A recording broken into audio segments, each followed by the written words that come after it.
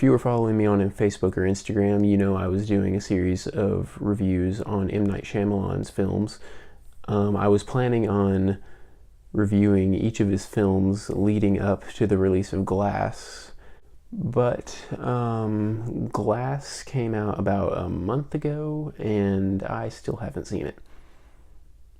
But I was able to rewatch Split, and I wanted to review that one before I reviewed Glass anyway, so it kind of worked out. So, Split is directed, of course, by M. Night Shyamalan. It stars James McAvoy and Anya Taylor-Joy in the leading roles, and it is about three girls who are kidnapped by a man with a diagnosed 23 distinct personalities. They must try to escape before the apparent emergence of a frightful 24th personality.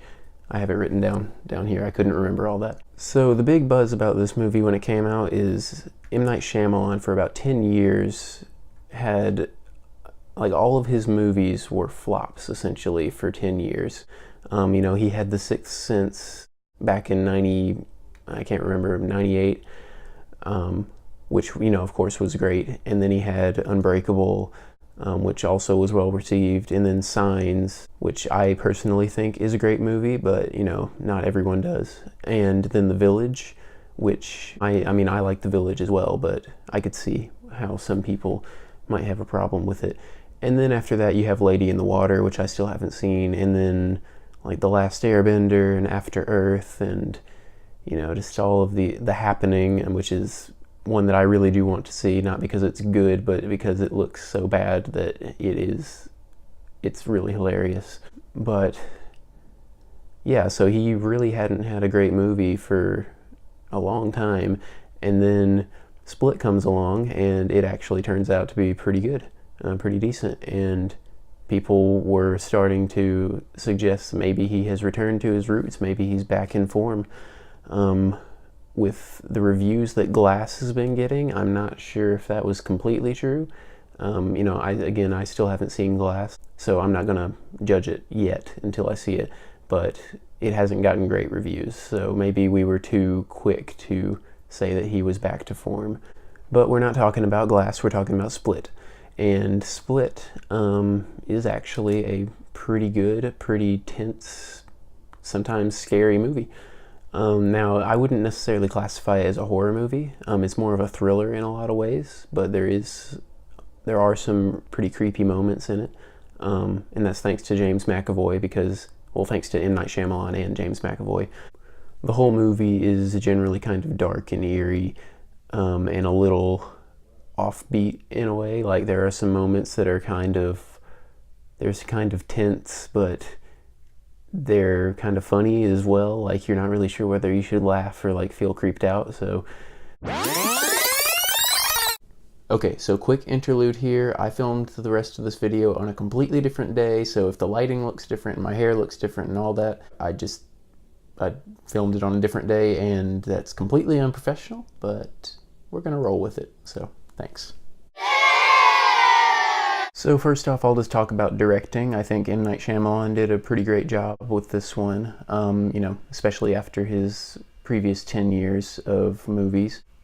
One criticism I guess I'll make is that there's a couple of scenes where I guess they're supposed to be like the comic relief scenes, one involving M. Night Shyamalan making an appearance in the movie, and those two, it's weird because there's only two of these scenes in the movie that are supposed to be like comic relief, and both of them are really kind of out of place, like just with weird jokes that are just supposed to be goofy and they don't really fit into the rest of the plot.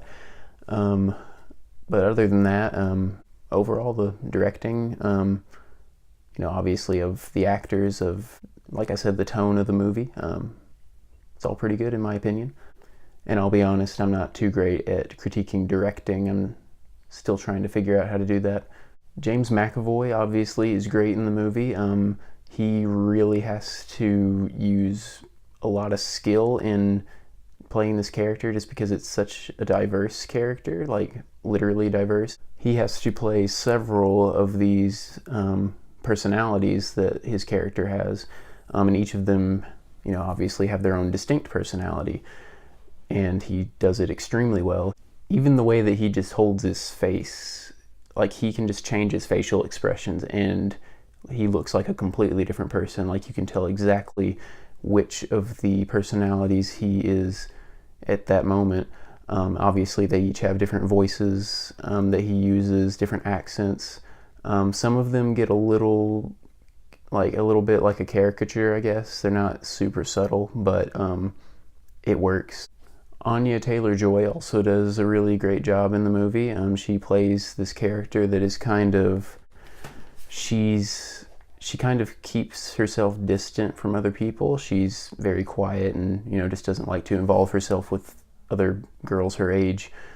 And you start to understand why that is over the course of the movie, but she does very well playing this kind of, subdued loner character who does eventually open up and shows a lot of bravery, shows a lot of fear at times. Those are really the only two I wanted to touch on. I mean, I think that everybody did a great job in the movie, but, those two in particular, James McAvoy especially, he really, really knocked it out of the park. As for the general themes of the movie, obviously it deals with mental illness. Some would say it kind of stigmatizes mental illness in a way, which I understand those criticisms. There is a bad habit in Hollywood of making movies about people with split personalities or other types of mental illnesses, and displaying them as killers or as criminals in general. And I think it doesn't help the image, of people who actually have these illnesses. I mean, that's what they are. They're illnesses. They're not, they're not bad people necessarily. They just have something wrong with them that they legitimately need help with, just like any other kind of sickness. But all of that aside, if you're just looking at the movie as just for what it is, it's still a good movie. Besides that, there's a pretty strong theme of like past trauma, past pain experiences, things like that happening to you, changing you as a person, making you stronger as a person. And it's not necessarily dealt with always in a positive way, I guess. It's kind of dealt with in more of a evolutionary survival of the fittest kind of way. Not exactly like not in a spiritual kind of way. As for spiritual themes in general, which, I'd like to get into, there's not really any explicit ones. The only thing I could think of was the overall tone for which the evil personalities treat the new 24th personality, the Beast, as they call it. It is kind of like, there is kind of like this religious overtone to it. The language that's used by the evil personalities in the movie is very much like they are awaiting, they're awaiting their God in a way, like they're awaiting some greater being that is stronger than them, that is greater than them, that is coming. So it, in that sense, there are not spiritual, but, I guess religious themes. But other than that, there's no biblical themes, or there's no Christian themes. Not that I was expecting there to be. And I didn't want to force spiritual context onto it.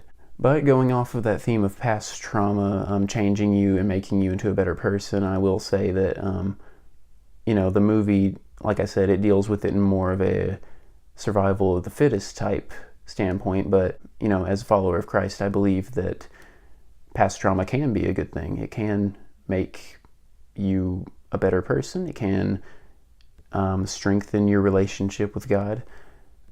So I do believe in that, in the concept of that, just not the way that the movie displayed it necessarily.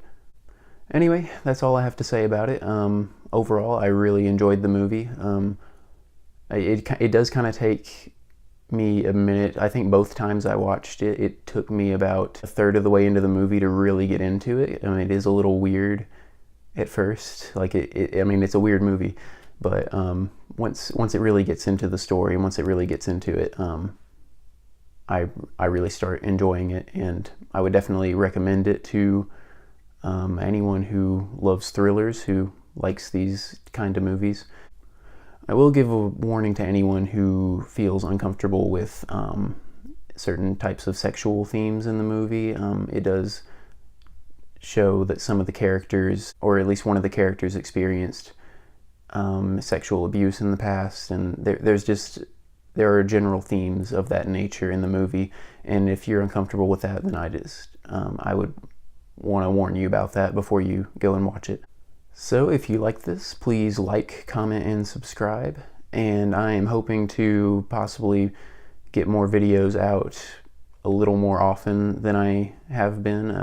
I mean, this is only my second video, but I didn't want there to be such a time gap between each video, so I'm going to try to do a little better on that.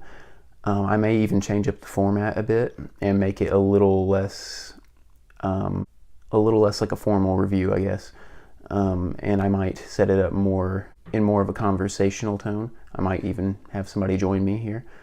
So yeah, I mean, if those ideas sound good to you, if anybody has any suggestions for things that they would like to see, maybe movies that they'd like to see me talk about, then please let me know.